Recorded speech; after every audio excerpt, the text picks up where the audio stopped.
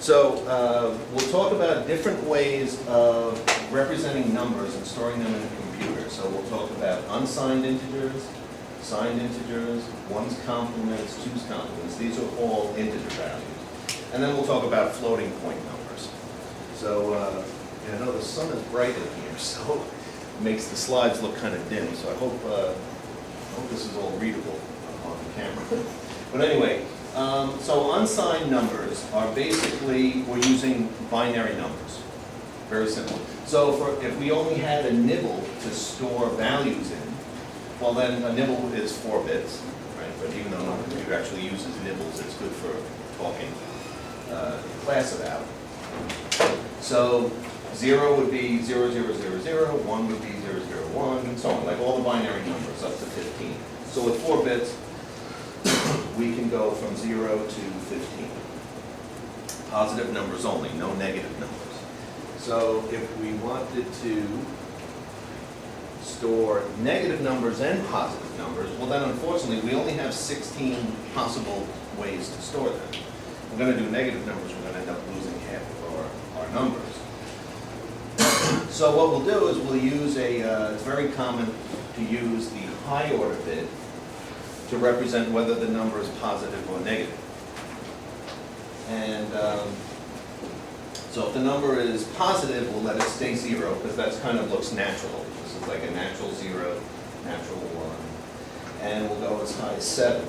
When we get to binary 8, we're going to say that if the high order bit is a 1, that means the number is negative.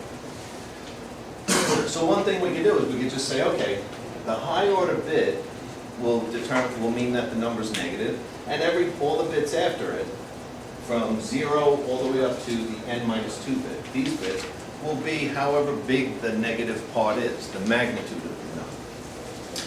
So this will be negative 0, which doesn't really make sense. We already have a 0. There's no like negative 0, but we'll have a negative 0, and then a negative 1, 2, 3, all the way down to 7.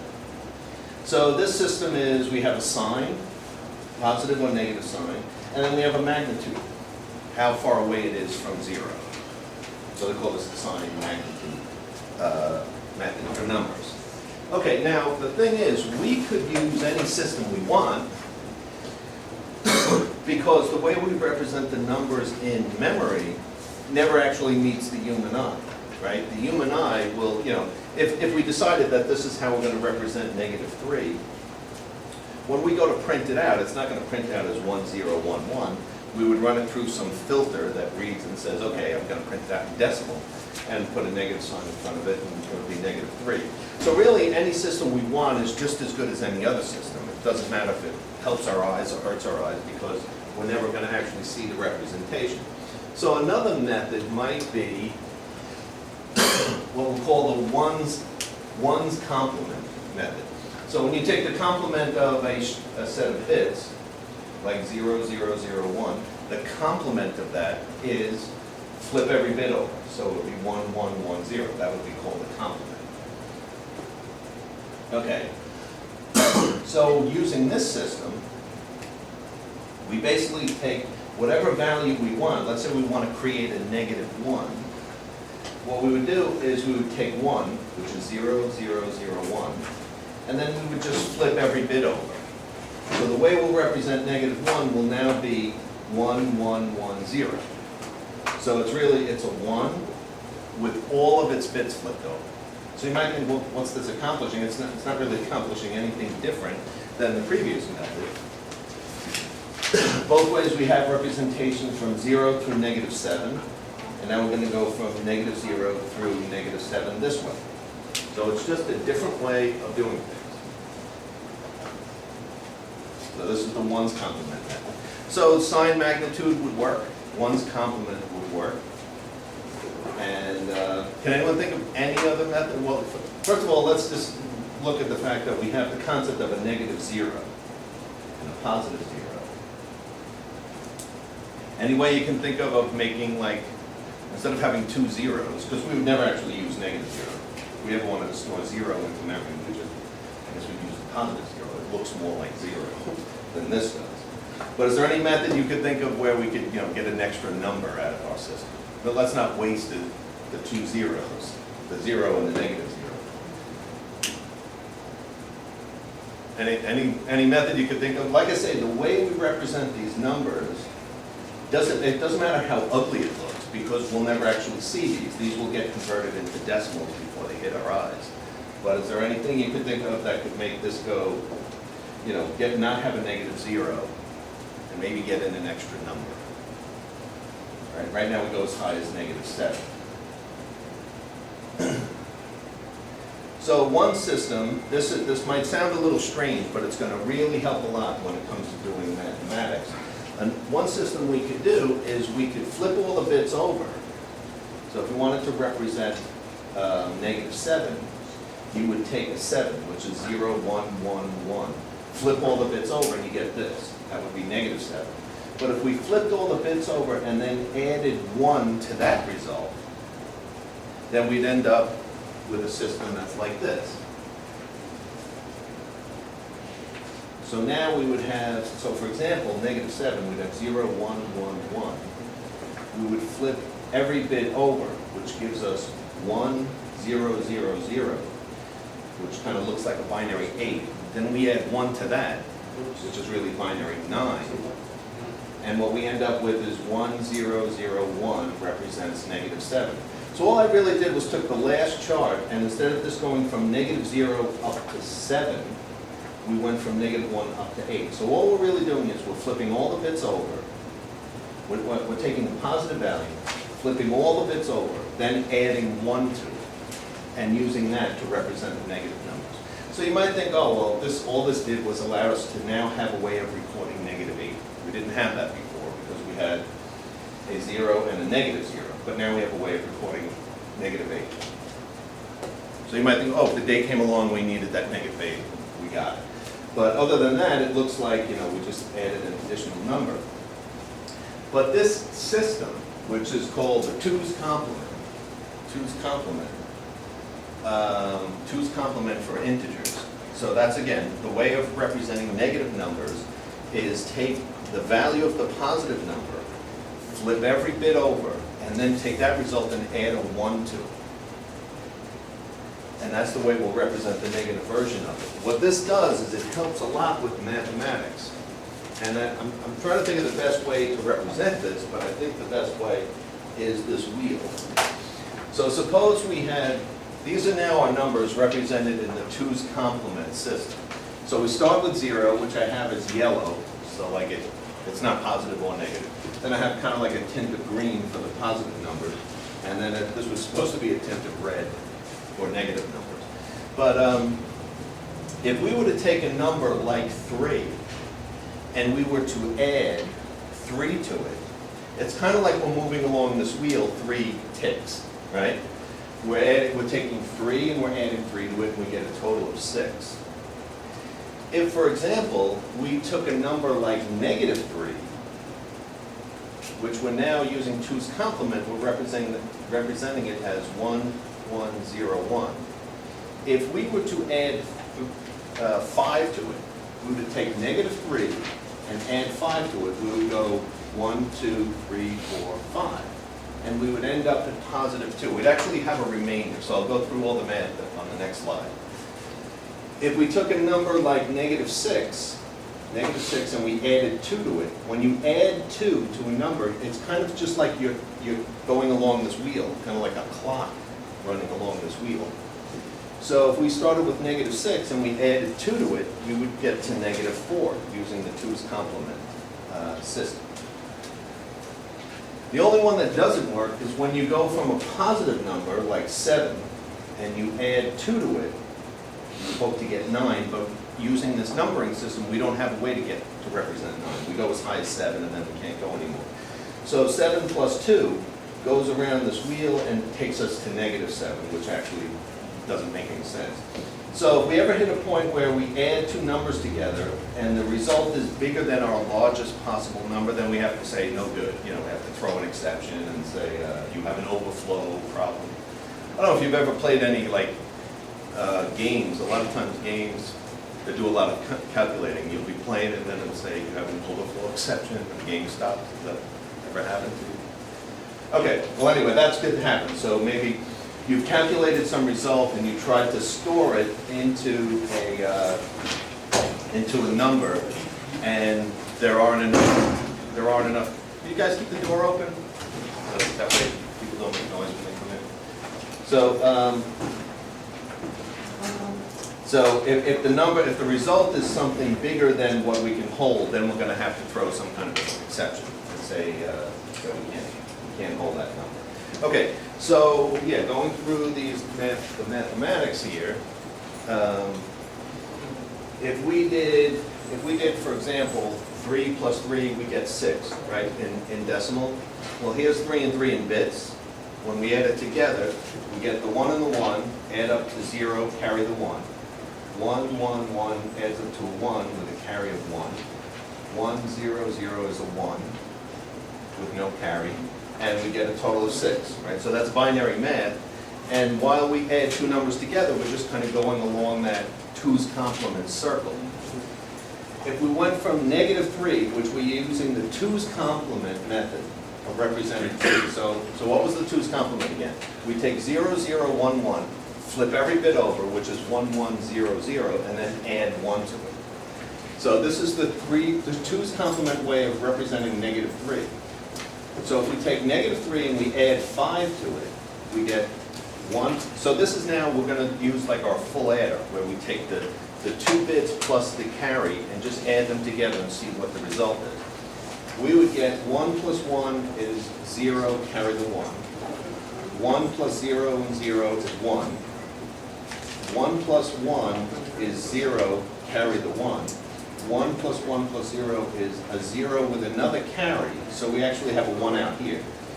But if we drop this bit, I made it green, meaning it's okay to drop it. So we would have our ripple adder go up to the last bit, and if the result is a 1, what that really means is we went from a negative number into positive territory, which is okay. A negative plus a positive and having a result that is on the positive side is okay. This carry would mean that we added two numbers together and the result came out positive. The result went from a negative number to, I started off with a negative number and ended up with a positive number. So we can drop this and accept this answer. This answer of 2 would be okay. If we took the example of -6 plus 2 is equal to -4 in decimal, we would represent -6, so 6 would be 0, 1, 1, 0. Flip all the bits over, we get 1, 0, 0, 1. And then add a 1 to that, we get 1, 0, 1, 0. So this is the 2's complement representation of -6. So -6 plus 2, 0 and 0 is 0. 1 and 1 is a 0, carry the 1. 1, 0 and 0 is 1 with no carry. And no carry plus 1 plus 0 is 1. This gives us the 2's complement version of -4.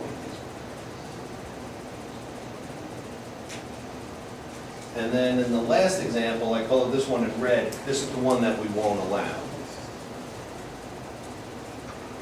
This is the one where we have 7 and we add 2, and the result is bigger than the biggest possible number we can handle. Our biggest possible number is +7. So 7 plus 2, we have two positive numbers, and we have 1 and 0 is 1, 1 and 1 is 0, carry 1, 1, 1, 1 and 1, and 0 is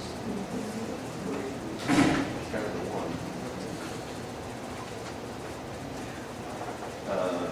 We put a 1 here with a carry. This should be a 0. Okay. But in either case, it was the case where the number came out to be bigger than, the number 9, the result came out bigger than what we can handle. So we would throw an exception in this case and say, we can't store the number that you're trying to generate. Okay. So that's really integers. So the reason why this is a very popular, using this 2's complement way of representing numbers, the reason why this is very popular is representing numbers this way allows us to do addition very easily. We can do addition of negative numbers. We don't have to make any change to them. Whereas if we use the sign magnitude, we would have to somehow calculate what its value is and then turn it into something like this before we begin any addition. So this is the way integers end up being represented. So the programming language Java represents all negative numbers using 2's complement, and most versions of C++ use 2, but C++ doesn't say they require it. Okay, so now that's integer numbers. Now we'll talk about floating point numbers. So what we're going to talk about is how to represent floating point numbers. And I don't know, maybe at the end if we have some time, I'll bring up an Excel spreadsheet. But if you typed in, what I did here, I just did a cut and paste of an Excel spreadsheet.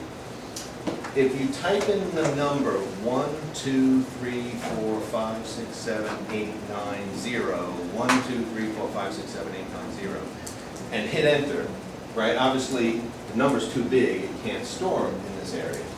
So what they do is they make it like 1 point and then some stuff after what you type. It may even do some rounding off. So what I did here was I typed 1, 2, 3, 4, 5, 6, 7, 8, 9, and it took the 6, 7, 8 and rounded it off to a 7. But then I went as high as 18 digits. So it said that my exponent is 18. Okay, so what we're going to do with floating point numbers is we're going to remember this piece, and we'll make it, it can't be as, we're not going to handle the biggest numbers in the world. We'll allow so much space for this piece. We'll record this number, and then we'll also record an exponent.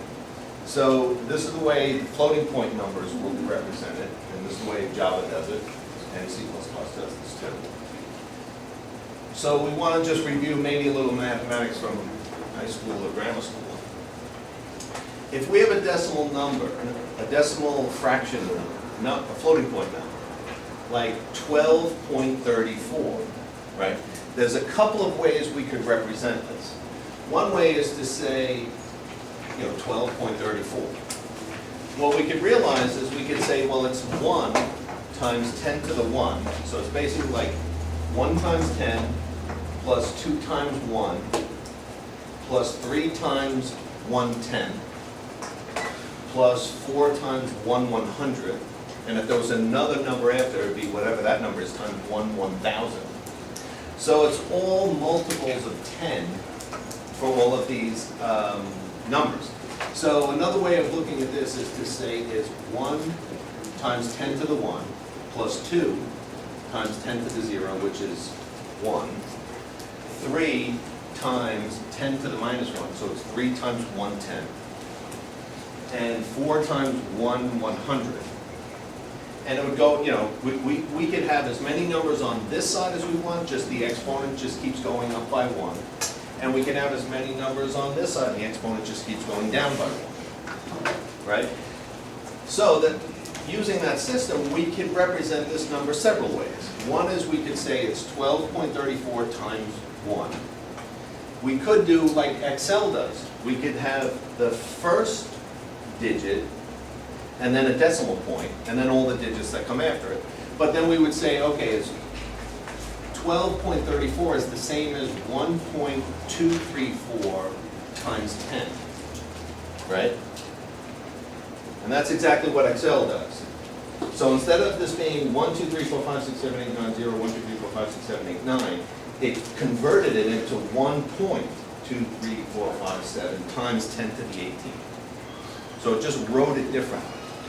And the reason it's doing that is it's storing this piece, these digits, and it's just storing the exponent. So for example, if you typed in 12.34, well, that's not a big enough number. Excel would leave it alone. But another way of writing that could be 1.234 times 10 to the 1.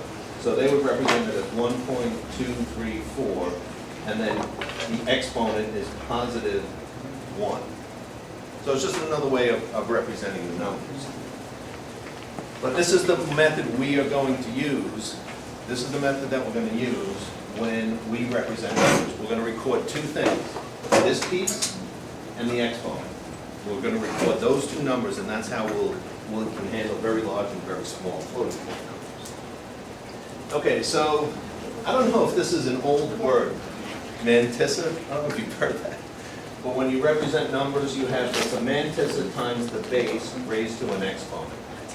So for example, the number 1.234 times 10 to the 1, this is the mantissa, 1, 2, 3, 4 without the decimal. And then this is the exponent. The exponent would be 1. In that case, and the base would be 10. In binary, we could represent the number like 6.5 by doing the following.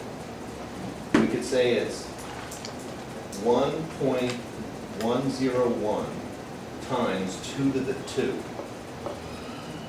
Now think about it, look, 6.5, if there were no decimal point here, that would be a 6, right? 110, that's a 6. And then if we had a decimal point, what would the next value be? So this would be, this number would be times 1, this would be times 2, this would be times 4. So the one on this side would be times a half and a quarter and an eighth and so on. Just like we had with base 10, it would be a tenth and 100th and 1,000 and so on. So this is a way we could represent the number 6.5. We could say it's 1.101 times 2 to the 2. And the way we could record it is we save these 4 bits and we save the 2. Since we're using binary, we know the base is 2. There's no point in recording that the base is 2. We know that. So, some literature will refer to this mantissa also as the significand or the coefficient. You may see literature that calls it that instead. Okay. So, suppose we wanted to represent the number 6.25, the decimal number 6.25 in binary bits. So in binary, what we could do is we could represent it as 6, 110, that's 6, right? Then everything after the decimal point is just, we just keep this exponent pattern going. So this is 1, this 1 times 2 to the 2. So that's really like saying this one is adding 4 to the total, right? It's 4 plus 2 plus 0, right, in binary.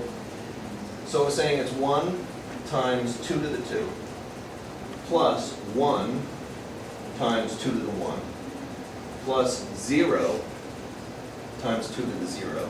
And this number just keeps, the exponent keeps dropping. Dropping by 1. Anyway.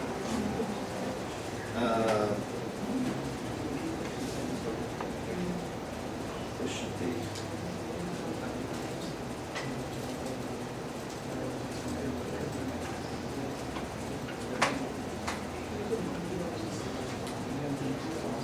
That should be 2. That should be 2. And this should be a negative 5.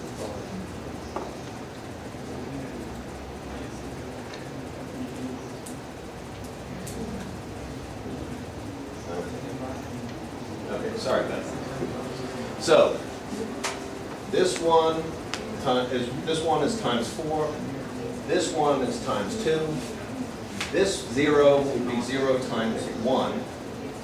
The decimal points, the first decimal point would be 0 times 2 to the minus 1. So this would actually, if this bit was on, that would be adding a half to a value. But it's off because the decimal we're looking for is less than a half. The next one is a quarter. This 1 is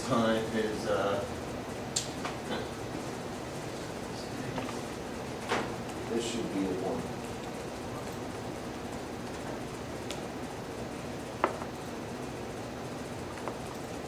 1. Okay, and then this 1 times 2 to the 2. So this one adds 1/4 to our total. So that's how we get 6 1/4. This is 6, no half, but we add a quarter. And if we wanted to add another 8, we would use the 1 of the bit right after. Okay. So what do we need to record? Well, what our number is, if we had a lot of room at a decimal point, and when we record bits in memory, we don't have a decimal point, so we'll have to just decide where the decimal point goes. We'll pick a spot. All the zeros before here, we don't really need to record. right? We don't have to take up space for all those zeros. All the zeros after the last significant bit, we don't have to record. All we really have to record is the 11011. And then decide where the decimal goes. And then based on where the decimal goes, that tells us what the exponent is. The exponent in base 2. So all we need to record is, we just need to record the 11001 part. And then we also have to, what we'll do is we'll say, we'll do like Excel does. We'll assume the decimal is right after the first digit. So however many spaces we have to move the decimal, that's how many we'll move it. And then we'll say, okay, and then it's times 2 to the 2. So we'll record the 11001. And we'll record the exponent, which is a 2. Okay, so just to add a little extra precision,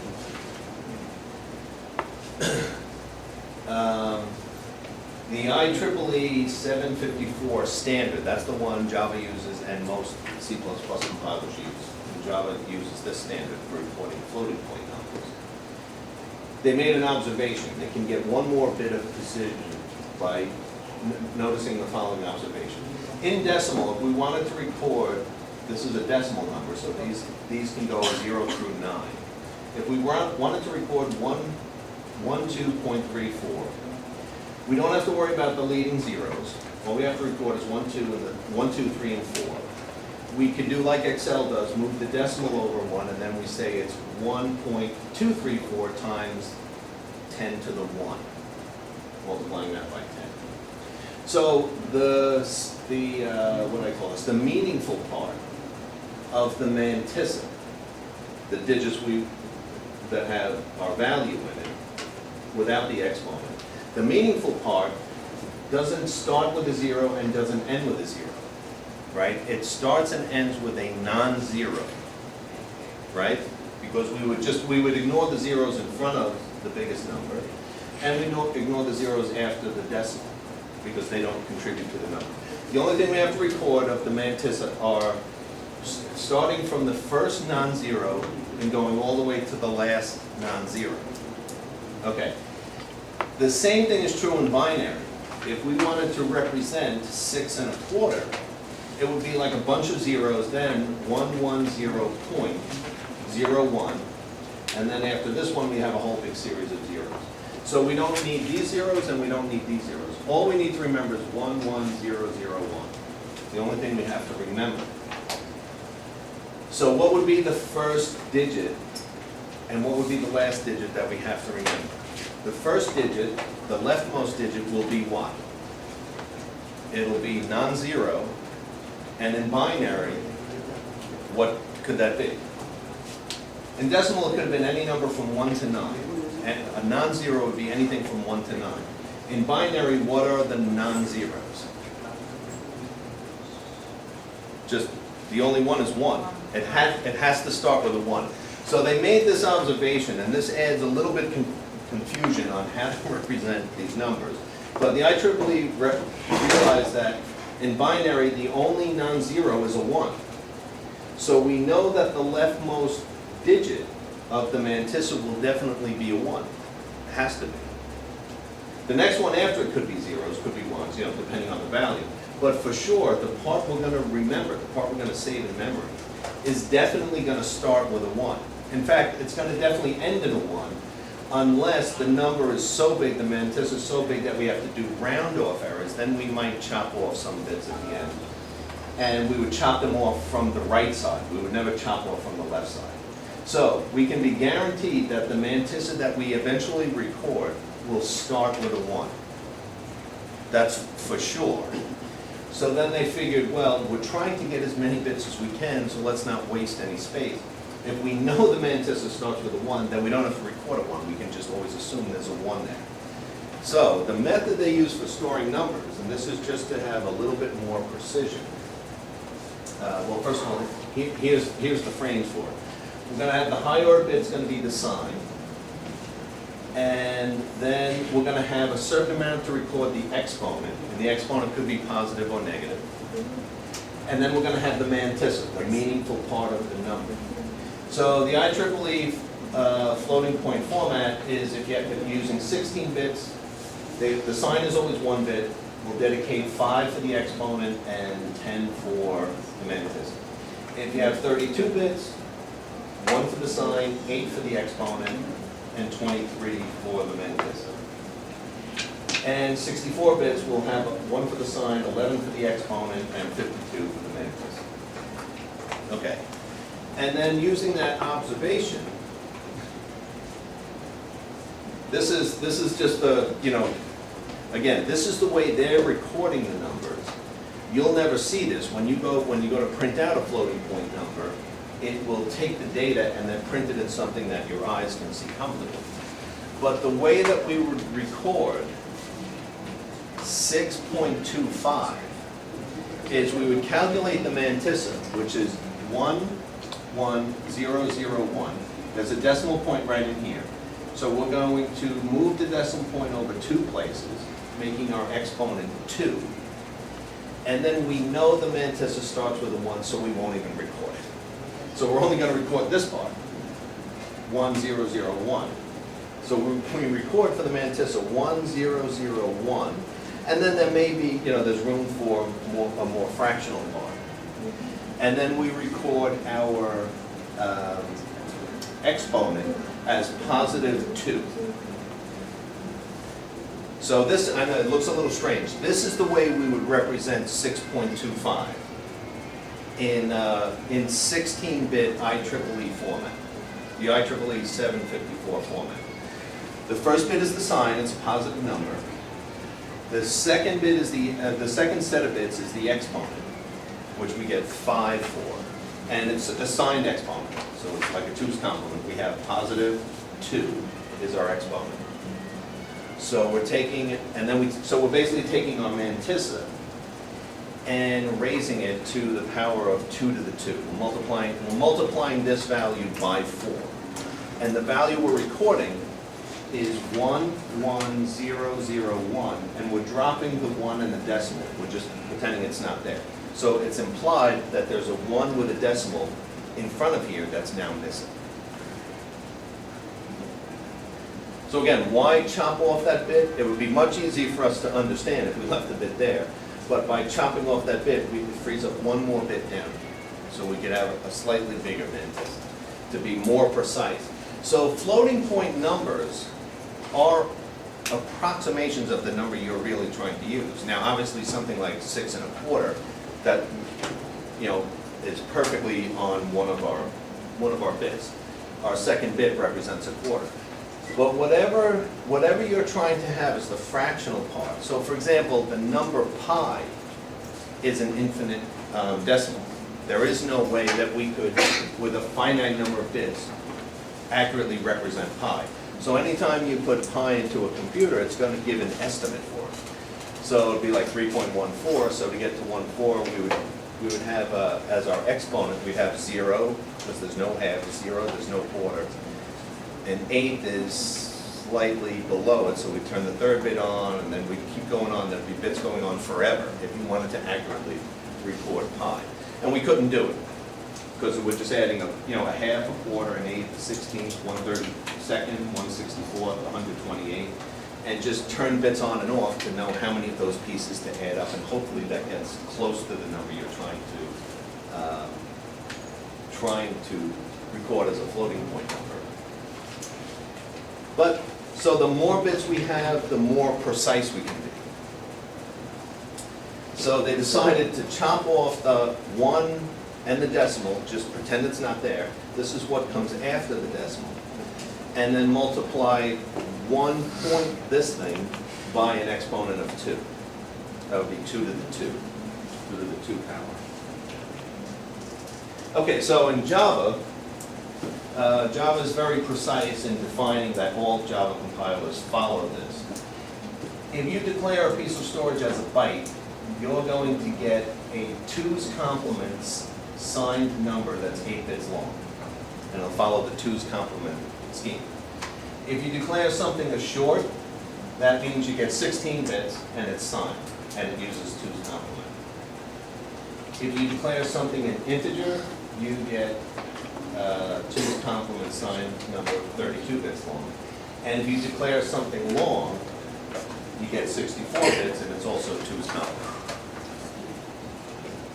And then in Java follows for floats and doubles, it follows the IEEE 754 number system, where you have 32 bits. So it's the sign, the exponent, and the mantissa, following the idea that you chop off the 1 and the decimal point. And then if you want really big numbers, you can have 64 bits in Java. In C++, anyone use C++? Was that so old no one uses it now? Okay, so do you remember reading, like if you declare something an integer or a float, how many bits it is? Well, they don't, so the specifications for C and C++ do not say floats are 32s and doubles are 64s, but it almost always comes out that way. But all they declare is that floats, so Java also, I'm sorry, C and C++ have a type called unsigned. You could say unsigned in front of these things, so you could say an unsigned integer. And what that means, it only has positive values. The high order bit is used to be the value of the number, not the sign of the number. So if you know a number is never going to be negative, maybe you're using like an index like I to run a for loop. It runs from 0 to whatever I goes up to, and it'll never be negative. You could declare it an unsigned integer. And then you're using all the bits for the, it doubles how big it can go on the positive side, but doesn't allow it to be negative. So Java got rid of that idea. Java came out about 10 years after C++. They got rid of the unsigned concept. So basically they only have signed numbers. But C++ and C, they just specify that floats are a certain number of bits, doubles are twice whatever floats are, and then they even have a concept called a long double. You can declare a variable called a long double, and all they say is that it will have even more bits than the double. But almost always a float is in C and C++ is 32 bits, a double is 64 bits, and a long double is 80 bits. But all they specify is that one will be longer than the other. So. Okay, so what we basically covered is two different ways of representing both integers and floating point numbers. And the integers are basically, on the positive side, 0 and positive numbers, they are represented in binary the way they normally are. Negative numbers, just to help out with the mathematics, we use that kind of weird 2's complement version, where we take if you wanted to create a negative version of a number, you would take the value as if it was positive, turn every bit over, and then take that result and add one more to it. That would give you the 2's complement negative number, and the point of doing that was we can add negative numbers and positive numbers together, and they're unaffected. We don't have to reshape the negative number. As far as floating point numbers are concerned, floating point numbers really kind of have two parts to it. The part of the number, the digits, the non-zero digits that we want to save, and then an exponent based on whether it's a really large number or a really small number. We would want to record the exponent. So we'll just record the two parts. So three parts actually, the sign, the mantissa part, which is sometimes called the coefficient, or the significand, and then we just record the exponent, which could be negative or positive too.